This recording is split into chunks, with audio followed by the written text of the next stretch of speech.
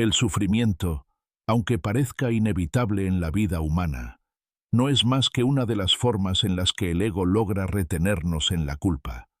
Desde una perspectiva psicológica, espiritual y también existencial, el sufrimiento se convierte en un círculo cerrado. Cuanto más lo alimentamos, más nos identificamos con él. Y cuanto más nos identificamos, más creemos que somos ese dolor. He comprendido que el ego necesita mantenernos atrapados en esa rueda porque su fuerza se sostiene gracias a la culpabilidad y al juicio. Sin darnos cuenta, proyectamos hacia afuera la causa de nuestro malestar. El otro, mi familia, la sociedad, incluso Dios. Y cuando la culpa ya no encuentra a quién señalar, termina volviéndose contra nosotros mismos, en forma de reproche interior y autoexigencia desmedida. Quiero contarte algo personal. Durante años yo mismo me descubrí preso de ese mecanismo. Creía que el dolor me definía, que era una parte inseparable de mi historia.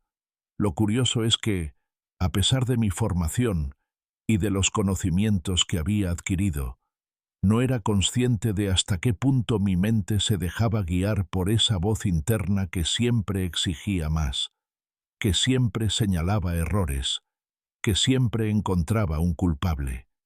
Fue necesario atravesar experiencias de crisis y cuestionar mis propias certezas para empezar a reconocer la trampa del ego. Este libro nace de ese proceso. No lo escribo desde una posición de maestro que dicta lo que debes hacer, sino desde la vivencia de alguien que sigue recorriendo el mismo camino que tú. Lo que encontrarás en estas páginas es un conjunto de reflexiones, herramientas y ejemplos prácticos que me han ayudado a transformar el sufrimiento en comprensión y la culpa en responsabilidad consciente. Y aquí quiero hacerte una invitación. No leas este libro como un manual frío de teoría, sino como un viaje de autoconciencia. Pregúntate a cada paso, ¿cómo se manifiesta esto en mi vida? ¿Qué papel juega mi ego en mis conflictos, en mis emociones, en mis relaciones? Solo así estas enseñanzas cobrarán sentido real. Tú y yo compartimos la misma búsqueda: liberarnos de las cadenas invisibles que el ego nos impone y descubrir la libertad interior que siempre estuvo disponible. Si decides acompañarme, juntos recorreremos este camino hacia el despertar de una conciencia más plena, serena y auténtica. Capítulo 1. Dos sistemas de pensamiento. El ego y el Espíritu Santo. Dos lógicas coherentes pero opuestas. Existen en nosotros dos formas de interpretar la realidad. Dos sistemas de pensamiento que, aunque coherentes en sí mismos, nunca podrán encontrarse. Por un lado, está la voz del ego, racional, calculadora, siempre dispuesta a señalar errores, a buscar culpables y a mantenernos en una constante sensación de carencia. Por otro, está la voz del espíritu, la que podríamos llamar conciencia profunda, que se expresa en paz, comprensión y unidad. Ambas son coherentes porque cada una sigue su propia lógica interna. El ego se basa en la separación, yo contra el otro, lo mío contra lo tuyo, mi verdad frente a la tuya. El espíritu, en cambio, parte de la unidad. No hay yo separado de ti, porque lo que vivo contigo habla de lo que ocurre dentro de mí. ¿Notas la diferencia? El ego construye muros, el espíritu tiende puentes. El ego se alimenta de la lucha, el espíritu de la reconciliación. ¿Cómo opera la coherencia del ego en la vida cotidiana? Lo fascinante, y al mismo tiempo lo doloroso, es que la lógica del ego parece absolutamente real. Es tan consistente que rara vez la cuestionamos. Si alguien me critica, me defiendo. Si me siento herido, busco al responsable. Si algo me sale mal, mi mente me convence de que el culpable está afuera, Y cuando ya no encuentro a quién culpar, termino dirigiendo el dedo hacia mí mismo. El ego nos convence de que, sin su sistema, perderíamos el control. Nos susurra: si no señalas al culpable, nadie aprenderá. Si no te culpas, no mejorarás. Si no luchas, te pasarán por encima. Y lo más curioso es que esas frases suenan razonables, casi lógicas. Por eso decimos que la coherencia del ego es brutal. Nunca se contradice, siempre encuentra argumentos. Permíteme narrarte un ejemplo que suelo usar para ilustrar esto. Imagina que estamos dentro de un ordenador cuántico. Allí, cada uno de nosotros elige un personaje para jugar una partida. El objetivo del juego es conquistar un tesoro, y para lograrlo debemos competir contra los demás. Al principio sabemos que es un juego, pero poco a poco nos identificamos tanto con nuestro personaje que olvidamos quiénes somos realmente. Luchamos, sufrimos, nos enfadamos, creemos ganar o perder de verdad, hasta que un día despertamos y recordamos: esto es solo un juego. El ego es precisamente ese personaje. Se toma el juego como absoluto. Cada vez que discutes con tu pareja por quién tiene la razón, cada vez que te molestas con un compañero de trabajo, o incluso cuando sientes que la vida es injusta contigo, estás dentro del juego, creyendo que lo que ocurre en pantalla es tu identidad real. ¿Te das cuenta de cuántas veces repites este patrón en tu vida? Juzgas, culpas, proyectas, y todo ello te mantiene atrapado en el tablero del ego. El despertar como paso hacia otro sistema de pensamiento. El verdadero despertar no consiste en destruir al ego ni en luchar contra él.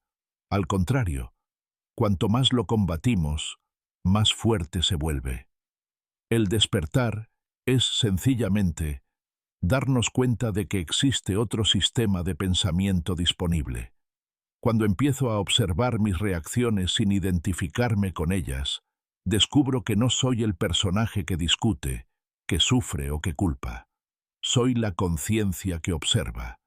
Ese instante de claridad, por breve que sea, es ya un paso hacia la lógica del espíritu. Aquí quiero invitarte a un pequeño ejercicio. Piensa en una situación reciente en la que hayas sentido culpa o enfado hacia otra persona. Cierra los ojos un momento e imagina que aquello que juzgas afuera es, en realidad, un espejo que te muestra algo no resuelto en ti. Pregúntate: ¿qué parte de mí está pidiendo ser reconocida a través de esta experiencia? Esa pregunta, tan simple y poderosa, es la puerta al otro sistema de pensamiento. Es el inicio del despertar. Capítulo 2. El ego y la ilusión del juicio. Los mandamientos del ego. Siempre buscar un culpable. Si el ego tuviera una tabla de mandamientos, el primero sería muy claro: siempre debe haber un culpable. No importa cuál sea la situación, el ego necesita sostenerse en la lógica del juicio y de la culpa. ¿Has notado cómo tu mente busca rápidamente a quién responsabilizar cuando algo sale mal? Puede ser tu pareja, tu jefe, el gobierno, la economía, la casualidad e incluso el clima. El ego nunca se queda sin argumentos para señalar un dedo acusador. Y si no encuentra a nadie fuera, lo apuntará hacia adentro, convenciéndote de que tú eres el error. El juicio es el combustible del ego. Sin juicio, perdería su base de existencia. Por eso insiste en mantenernos ocupados analizando, criticando, comparando. De esa forma, nos impide ver lo que realmente ocurre dentro de nosotros. La culpa proyectada, el otro, la familia, la sociedad, Dios. El ego no se conforma con que exista un culpable, necesita proyectarlo hacia afuera. Es un mecanismo de defensa. Al cargar al otro con mi dolor, yo me libero, al menos de forma ilusoria, de la responsabilidad. Quizás culpas a tus padres por tu carácter, a tu pareja por tu infelicidad, a la sociedad por tus limitaciones, o incluso a Dios por tu destino. Es un patrón tan arraigado que pocas veces lo cuestionamos. Sin embargo, cada vez que lo hacemos, reforzamos la separación. Yo, aquí; ellos, allá. Déjame preguntarte algo. ¿Cuántas veces al día te escuchas pensar, si no fuera por, yo estaría mejor? Ese, si no fuera por, es el lenguaje favorito del ego. Cada vez que lo usas, alimentas la ilusión de que tu paz depende de factores externos, cuando en realidad la verdadera libertad comienza al asumir que lo que vivo tiene que ver conmigo. El ego como mecanismo necesario, pero limitado. Aquí quiero aclarar algo importante. El ego no es malo. De hecho, es necesario. Nos ayuda a desenvolvernos en el mundo, a tener una identidad práctica, a diferenciarnos lo suficiente para interactuar y crecer. El problema surge cuando confundimos el ego con lo que somos realmente. El ego es como un traje que necesitamos para jugar en este escenario que llamamos vida. Pero imagina qué pasaría si un actor se olvidara de que está interpretando un papel y se convenciera de que es ese personaje. Eso es lo que nos ocurre. Nos identificamos con el traje y olvidamos que debajo de él existe una identidad mucho más profunda y libre. Por eso, no se trata de destruir al ego ni de eliminarlo, sino de ponerlo en su lugar. Un mecanismo útil, pero no el centro de nuestra existencia. Permíteme volver a la metáfora del ordenador cuántico, porque es una de las formas más claras de entender cómo opera el ego. Imagina que tú y yo entramos en un ordenador cuántico y elegimos personajes para un videojuego. El objetivo es conquistar un tesoro, y para ello debemos superar pruebas, competir y enfrentarnos a los demás jugadores. Mientras jugamos, cada uno recibe habilidades, ventajas y desventajas. Poco a poco, nos identificamos tanto con nuestros avatares que olvidamos quiénes somos en realidad. El ego es exactamente ese avatar. Cree que si pierde, muere, que si gana, es mejor, que si el otro le ataca debe defenderse. Vive el juego como si fuera absolutamente real. Y nosotros, al identificarnos con él, sufrimos con sus derrotas y nos embriagamos con sus victorias. Pero en algún momento, la conciencia despierta y recordamos: esto es un juego. Entonces entendemos que nada de lo que ocurre dentro de la pantalla puede definirnos. Descubrimos que lo esencial no es ganar o perder, sino aprender de la experiencia y reconocer quiénes somos más allá del personaje. En definitiva, el ego nos invita siempre al juicio y a la culpa, mientras que la conciencia nos recuerda que estamos aquí para reconocer nuestra verdadera identidad. La pregunta que te dejo al final de este capítulo es: ¿estoy viviendo como si mi personaje fuera toda mi realidad? ¿O soy capaz de recordar que hay algo más profundo en mí observando el juego? Capítulo 3. El juego de la vida. El personaje que olvidó quién era. Imagina por un momento que entras en un gran teatro. Allí, se te entrega un guión y un disfraz. Desde el instante en que te lo colocas, empiezas a interpretar tu papel. Hijo, madre, trabajador, amigo, pareja. Poco a poco, te vas convenciendo de que eres ese personaje. Lo mismo ocurre en la vida. Cada uno de nosotros escoge un rol al nacer. La familia, el entorno y las experiencias nos dan un guión que seguimos casi sin cuestionar. Y lo curioso es que llega un punto en el que olvidamos que estamos actuando. Nos identificamos tanto con nuestra historia personal que perdemos de vista lo que somos en esencia. El personaje no es un error, pero sí una trampa si nos quedamos atrapados en él. ¿Cómo nos identificamos con el rol y sufrimos como si fuera real? El problema aparece cuando confundimos el disfraz con nuestra verdadera identidad. Sufrimos como si todo lo que le ocurre al personaje nos definiera. Si alguien lo critica, sentimos dolor. Si alguien lo elogia, nos llenamos de orgullo. Si pierde, creemos que somos fracasados. Si gana, nos convencemos de que valemos más. Piensa en alguna discusión reciente que hayas tenido. Tal vez con tu pareja, con un compañero de trabajo o incluso con alguien desconocido en la calle. ¿Qué sentiste? ¿Ira, frustración, impotencia? Eso ocurre porque el ego, el personaje, vive esas situaciones como si fueran absolutas, como si en ellas estuviera en juego nuestra valía personal. Y sin embargo, en lo profundo, nada de eso nos define. Tú no eres esa discusión, ni esa herida, ni siquiera esa victoria. Eres mucho más. El despertar dentro del juego. Reconocer que no somos el personaje. El despertar ocurre en el instante en que recordamos que somos algo más que el personaje que interpreta el papel. Es como si, en medio de la obra, de repente el actor se diera cuenta: espera, esto es un guión, no soy realmente este rol. Ese momento de lucidez no elimina el juego, pero cambia completamente la forma de vivirlo. Ya no sufres tanto cuando el personaje tropieza, porque sabes que no eres él. Ya no necesitas ganar a toda costa, porque reconoces que el valor está en el aprendizaje, no en el resultado. El juego sigue, sí, pero ahora lo vives con mayor ligereza, con más sentido del humor y con más conciencia.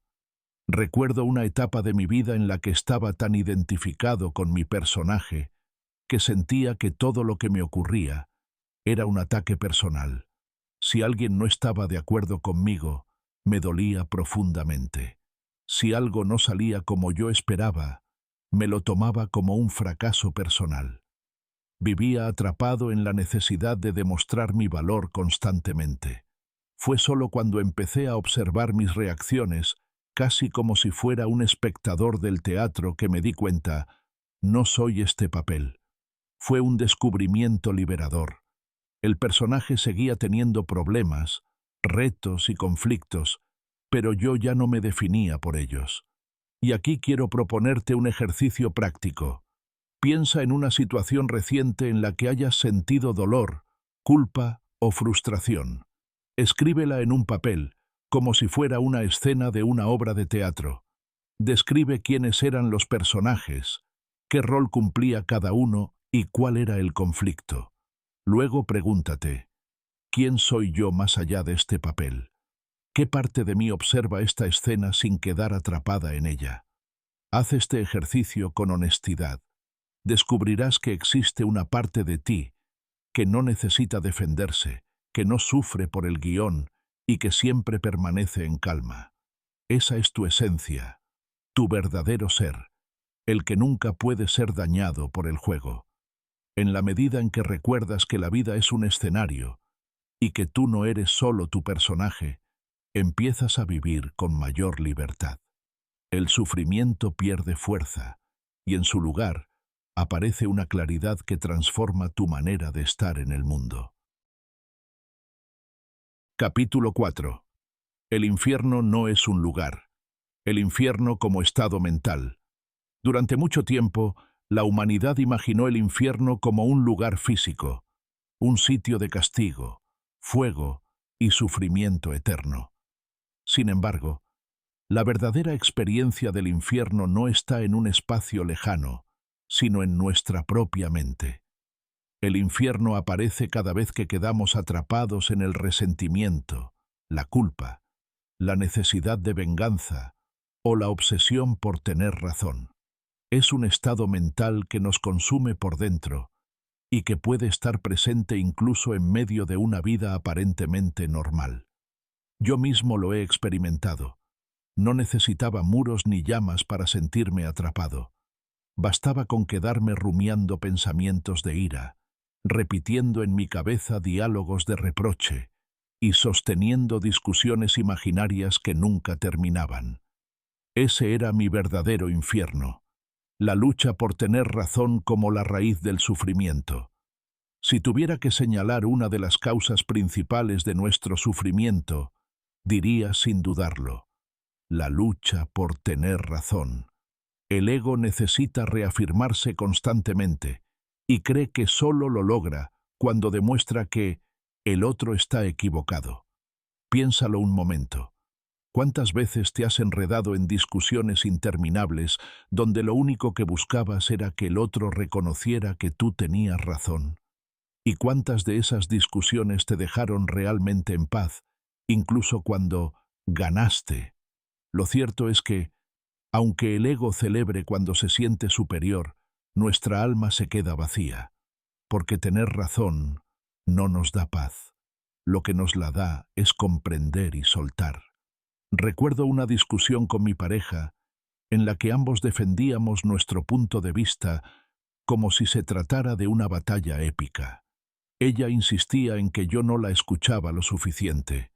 Yo me defendía argumentando que estaba siempre presente y que el problema era su percepción. Durante horas estuvimos atrapados en ese tira y afloja, cada uno convencido de su verdad. Al final, ninguno de los dos ganó nada. Solo quedamos heridos, distantes y agotados. Ese fue mi infierno. No la situación en sí, sino el apego del ego a tener razón. ¿Te suena? Puede que lo hayas vivido con tu pareja, con un compañero de trabajo, con un amigo o incluso en una discusión trivial sobre política o deporte. El ego no distingue temas importantes de insignificantes. Lo único que quiere es ganar. Ese mismo patrón lo repetimos una y otra vez en lo cotidiano. En el tráfico, cuando alguien se nos adelanta. En la familia, cuando creemos que no nos valoran. En la oficina, cuando sentimos que nuestras ideas no son reconocidas. Y en cada ocasión, el resultado es el mismo: sufrimiento. Quiero proponerte un ejercicio sencillo pero transformador. Elige una situación reciente en la que hayas discutido o sentido tensión con alguien. Pregúntate con honestidad, ¿qué buscaba realmente mi ego en ese momento? ¿Quería resolver el conflicto o simplemente tener razón? Imagina la escena de nuevo, pero esta vez soltando la necesidad de ganar. Observa cómo cambiaría la dinámica si tu objetivo fuera comprender al otro en lugar de imponerte. Haz una lista de las emociones que surgen en ti cuando decides soltar la razón. Ligereza, paz, alivio. Ese es el camino hacia la libertad interior. El infierno no es un lugar al que vamos después de morir. Es un estado en el que caemos cada vez que le damos al ego el poder absoluto. Y la salida tampoco está fuera. Comienza en el instante en que reconocemos nuestra trampa y elegimos otra manera de mirar. Capítulo 5. El pecado original. La creencia en la separación. La traducción incorrecta. Del pecado al error. Durante siglos se nos ha enseñado que cargamos con un pecado original, como si naciéramos marcados por una culpa que nunca podremos limpiar del todo. Sin embargo, al profundizar en la raíz de esta palabra, descubrimos algo revelador. En griego, la palabra usada era hamartía, que no significa pecado, sino error. ¿Notas la diferencia? Un error se corrige, se aprende, se transforma. En cambio, el concepto de pecado nos condena, nos hunde en la vergüenza y nos hace creer que somos intrínsecamente defectuosos. Cuando entendí esto, algo dentro de mí se liberó. Ya no se trataba de arrastrar una culpa eterna, sino de reconocer que me había equivocado en mi forma de percibir y que siempre podía rectificar. El verdadero pecado original no es un acto cometido por un hombre o una mujer en un jardín mítico, sino la creencia de que estamos separados de la fuente, de los demás y de nosotros mismos. Las dos carencias que nacen de la separación: miedo y culpa. La separación es una ilusión que produce dos emociones básicas que todos conocemos demasiado bien: el miedo y la culpa. Cuando me percibo separado, aparece inmediatamente el miedo. Miedo a perder, miedo a no ser suficiente, miedo al abandono, miedo a la muerte. Y como consecuencia, surge también la culpa. Si estoy separado, entonces algo hice mal. Algo en mí es defectuoso, algo debe ser castigado. Estos dos sentimientos son como las dos caras de la misma moneda, y el ego los usa para mantenernos atrapados. El miedo nos paraliza, la culpa nos encadena. Juntos, nos impiden reconocer la verdad más sencilla. Nunca hemos estado separados, solo lo hemos creído. El victimismo como herencia de esa ilusión. Cuando el miedo y la culpa se instalan en nuestra mente, nace el victimismo. Es la actitud de sentir que siempre somos víctimas de algo o de alguien. Las circunstancias, la familia, la sociedad, la política, incluso Dios. Yo mismo me descubrí en muchas ocasiones atrapado en esta postura. Me decía, si no fuera por mi historia, por lo que me pasó, por lo que otros hicieron, yo sería libre. Y al repetirlo, reforzaba la ilusión de que mi vida dependía de factores externos. El victimismo es cómodo porque nos evita asumir responsabilidad, pero también es una trampa, porque nos condena a la impotencia. Mientras me considero víctima, no puedo reconocer el poder que tengo para transformar mi experiencia. Reflexión. La manipulación del miedo en la historia. El miedo a este supuesto pecado ha sido, además, un poderoso instrumento de manipulación a lo largo de la historia. Instituciones religiosas y estructuras de poder han utilizado la idea de un Dios castigador para controlar conciencias, imponer conductas y mantener el orden basado en el temor. Las guerras santas, la Inquisición, las condenas morales, todas estas prácticas nacieron de esa visión de la culpa como herencia inevitable. Pero lo cierto es que nada de eso tiene que ver con la verdad espiritual. Hoy tenemos la oportunidad de mirar más allá. Si comprendemos que no nacemos culpables, sino que solo cometemos errores de percepción, podemos dejar de temer a un castigo externo y empezar a responsabilizarnos de nuestro propio despertar. Te dejo una reflexión práctica. Cada vez que sientas miedo o culpa, pregúntate, ¿y si esto no fuera un castigo, sino simplemente un error de interpretación? Esa sola pregunta puede devolverte el poder que habías entregado al victimismo. Capítulo 6. El despertar de la conciencia. ¿Qué significa despertar? Un proceso de desidentificación. Cuando hablamos de despertar, no nos referimos a un fenómeno místico reservado para unos pocos, sino a un proceso de desidentificación. Despertar significa reconocer que no soy mis pensamientos, mis emociones, ni mis circunstancias. Soy la conciencia que los observa. Durante años creí que yo era mi dolor, mis problemas, mis fracasos o incluso mis logros. Me definía por las etiquetas que el mundo me había asignado. Hijo, padre, profesional, amigo. Y aunque todas esas facetas son parte de mi experiencia, ninguna de ellas define mi esencia. Despertar es, simplemente, darme cuenta de que el personaje con el que me he identificado no es lo que soy. Es recordar que debajo del guión y del disfraz existe un ser libre, completo y en paz. Formas de despertar, gradual o instantáneo. El despertar no tiene una sola forma. En algunas personas ocurre como un rayo instantáneo, una experiencia repentina que cambia por completo su percepción de la vida. En otros, es un camino gradual, hecho de pequeñas revelaciones que, paso a paso, van desmontando las ilusiones del ego. En mi caso, el despertar ha sido un proceso más bien progresivo. A veces parecía que no avanzaba en absoluto. En otras, una simple experiencia me abría los ojos y me mostraba con claridad lo que antes estaba velado. He aprendido que no importa el ritmo. Lo esencial es mantener la disposición a mirar y soltar las identificaciones que me atan. ¿Y tú? ¿Has vivido momentos de lucidez en los que, aunque fuera por un instante, viste la vida con otra claridad? Tal vez una crisis, una pérdida, un silencio profundo, o incluso una conversación hayan sembrado en ti la semilla de un despertar. Déjame compartirte una historia simbólica que ilustra este proceso. Dos almas se encuentran en la estación de un tren que va hacia la Tierra. Una le pregunta a la otra, ¿a qué vas? Voy a aprender a respetarme, responde la primera. ¡Qué casualidad!, dice la segunda. Yo seré la que te ponga a prueba.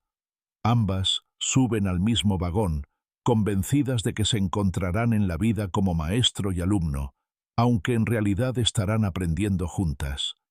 Esta metáfora nos recuerda que nada de lo que nos ocurre es casualidad. Cada persona y cada circunstancia en nuestra vida están ahí para ayudarnos a despertar. Lo que vivimos no es un castigo, sino una oportunidad para recordar quiénes somos en realidad. Herramientas para iniciar el despertar en la vida diaria. El despertar no ocurre en un templo lejano, ni en un retiro apartado del mundo. Sucede en lo cotidiano, en la forma en que respondemos a la vida. Te comparto algunas herramientas que a mí me han resultado valiosas. La autoobservación consciente. Detente unos segundos varias veces al día y pregúntate, ¿qué estoy pensando? ¿Qué estoy sintiendo? Ese acto de observar sin juzgar es ya un paso de desidentificación. El perdón interior, no como excusa, sino como liberación. Cada vez que suelto un resentimiento, dejo de alimentar la ilusión del ego. La práctica de la presencia. Enfócate en lo que estás haciendo aquí y ahora, sin perderte en las historias de la mente. La humildad de aprender. Cada encuentro, incluso los más dolorosos, es una lección disfrazada. En lugar de preguntar, ¿por qué me pasa esto?, prueba con, ¿para qué me está pasando? El despertar de la conciencia no es un destino final, sino un camino que recorremos paso a paso. Cada vez que eliges la paz en lugar del juicio, cada vez que reconoces al otro como un espejo en lugar de un enemigo, cada vez que recuerdas que no eres tu personaje, estás despertando. Capítulo 7. Vivir en el mundo sin pertenecer al mundo. Estar implicado, pero libre de identificación. Vivir en el mundo no significa estar atrapado por él. Durante mucho tiempo pensé que para alcanzar paz debía apartarme de todo, del trabajo, de la familia, de las responsabilidades. Sin embargo, comprendí que el verdadero despertar no ocurre en la huida, sino en la forma en que participo en la vida sin dejarme poseer por ella. Hoy sigo implicado, cumplo mis roles, me relaciono, enfrento problemas y celebro alegrías. La diferencia es que ya no me identifico completamente con lo que ocurre. Estoy en el mundo, pero no soy del mundo. La clave está en recordar. Puedo actuar con compromiso, pero sin perder la conciencia de que no soy solo el personaje que actúa. Aprender de los demás sin caer en el ego de salvar. Otra gran trampa en la que caí fue creer que debía salvar a los demás. Mi ego disfrazado de espiritualidad se convencía de que yo tenía la verdad y debía iluminar a quienes estaban dormidos. Pero descubrí que esa postura no era más que orgullo. En realidad, los demás no necesitan que yo los salve. Cada uno tiene su propio camino y su propio ritmo. Lo único que puedo hacer es estar presente, compartir desde mi experiencia y, sobre todo, aprender de cada encuentro. Hoy entiendo que cuando alguien llega a mi vida con sus problemas, no está ahí para que yo lo rescate, sino para que ambos crezcamos. Ellos son mis maestros tanto como yo puedo serlo para ellos. El juego Game Over. Reconocer cuando despiertas en medio del mundo. A veces siento que la vida es como un videojuego. Jugamos, luchamos, acumulamos puntos, nos frustramos, celebramos victorias, hasta que llega un momento en el que aparece un cartel invisible. Game over.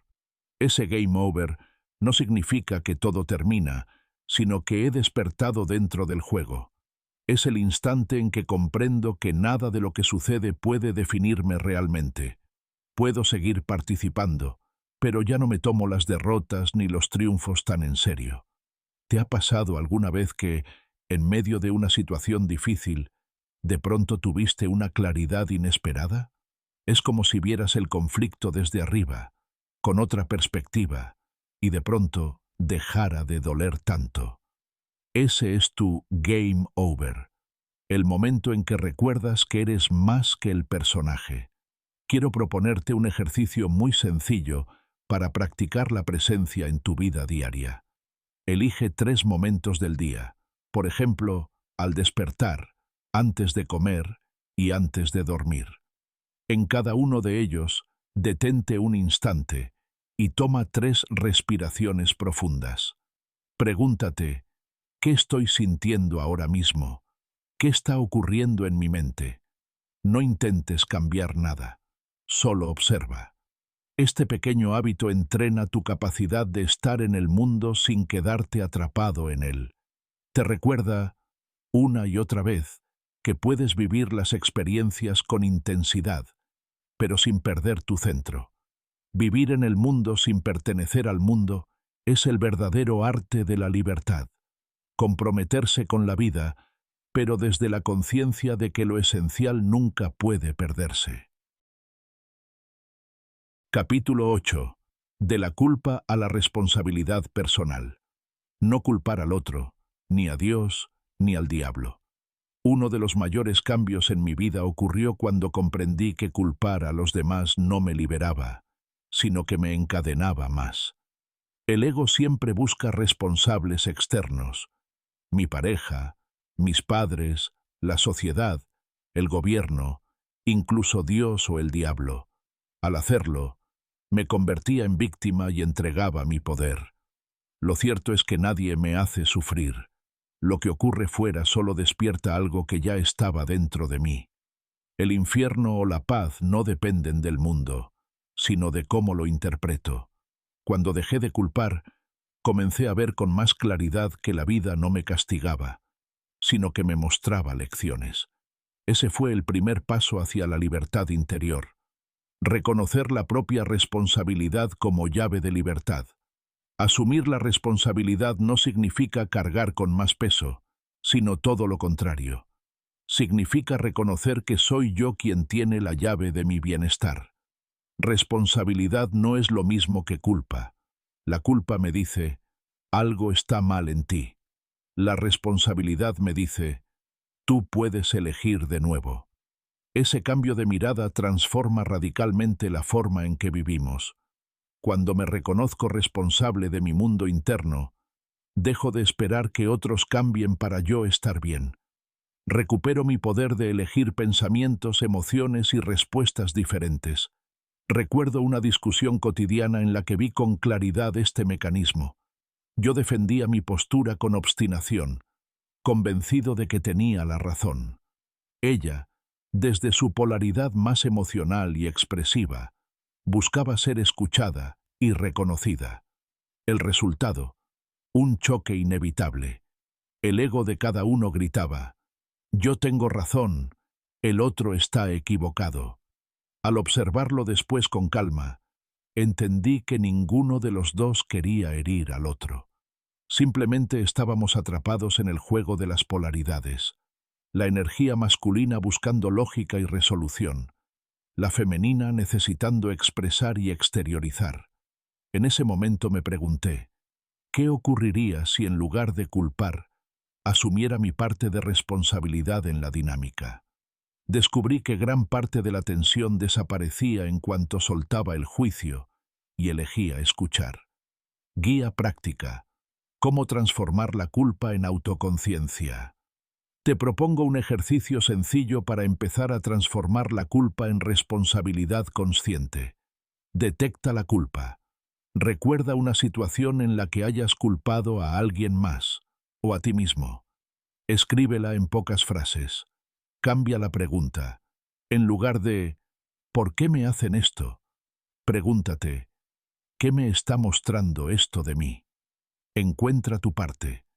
Identifica cuál fue tu papel en esa situación, no para castigarte, sino para descubrir el patrón inconsciente que salió a la luz.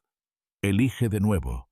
Piensa en cómo podrías responder desde otro lugar si la situación volviera a repetirse. Este ejercicio convierte la culpa en aprendizaje y la queja en autoconciencia. Y en ese instante, el poder vuelve a tus manos. La responsabilidad no pesa, libera. Cada vez que dejas de culpar al otro, a Dios o a la vida, te acercas un poco más a tu verdadera libertad interior. Capítulo 9. La verdadera curación. Quitar los obstáculos a la verdad, no definirla. Una de las enseñanzas más profundas que he comprendido es que la verdad no puede definirse, solo experimentarse. Cualquier intento de describirla con palabras la limita, porque el lenguaje pertenece al mundo de las formas, y la verdad trasciende toda forma. Por eso, el camino hacia la curación no consiste en encontrar o alcanzar la verdad, sino en quitar los obstáculos que nos impiden verla. Es como si el sol siempre estuviera brillando, pero las nubes del ego lo cubrieran. La curación consiste en disolver esas nubes, los juicios, las culpas, los miedos y las creencias que hemos convertido en absolutos. La resistencia del ego al cambio. El ego no cede fácilmente. Cada vez que intentamos soltar una vieja creencia o un patrón de sufrimiento, reacciona con fuerza, como si temiera morir. Nos dice cosas como, sin este enojo, ¿quién te protegerá? Si sueltas la culpa, ¿cómo aprenderás? Si perdonas, ¿no se aprovecharán de ti? Estas voces parecen lógicas y protectoras, pero en realidad son trampas que nos mantienen en el círculo del dolor. Yo mismo lo he sentido muchas veces. Justo cuando estoy a punto de dar un paso de liberación, algo dentro de mí se resiste y me invita a retroceder. Reconocer esta resistencia es parte esencial del proceso de curación, el papel de la autoobservación y el perdón interior. La herramienta más poderosa que he encontrado para avanzar en este camino es la autoobservación consciente. Observar mis pensamientos, mis emociones y mis reacciones sin juzgarlas, solo mirándolas como quien observa una nube pasar por el cielo. A esa autoobservación se une el perdón interior. Y aquí quiero ser claro. El perdón no significa justificar ni aprobar lo que ocurrió, sino liberarme del peso que llevo dentro. Perdonar es soltar la cadena invisible que me mantiene atado al resentimiento. He comprobado que cada vez que me observo con honestidad y elijo perdonarme por mis errores y perdonar a los demás por los suyos, algo en mi interior se aligera. Y en ese espacio de ligereza, la verdad se hace presente por sí sola. Quiero proponerte algunos ejercicios sencillos que puedes practicar en tu vida diaria para iniciar tu propio proceso de curación. Escritura consciente. Toma un cuaderno y escribe durante 10 minutos sin detenerte todo lo que te preocupa, te duele o te genera culpa. Luego, léelo en voz alta y repite: elijo soltar esto. No me define. Aprendo y sigo adelante. Respiración liberadora. Siéntate en un lugar tranquilo. Respira profundamente y al exhalar, imagina que liberas el peso de un pensamiento o emoción que te oprime. Hazlo varias veces hasta sentir alivio. Práctica del perdón interior.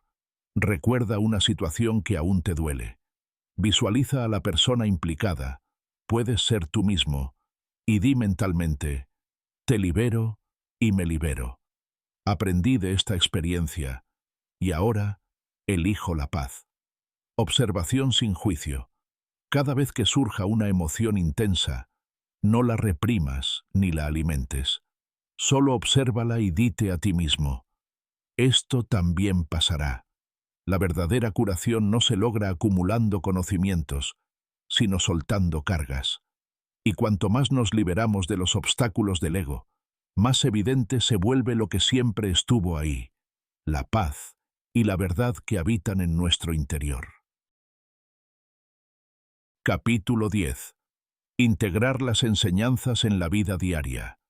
Estar presentes aquí y ahora. Si algo he aprendido de todo este camino es que la práctica más poderosa no es complicada ni lejana. Es estar presentes en el instante que vivimos. El ego se alimenta del pasado y del futuro, de culpas que ya no existen y de miedos que aún no han llegado. Pero cuando me traigo a este momento, descubro que casi siempre estoy bien. La invitación es sencilla y profunda.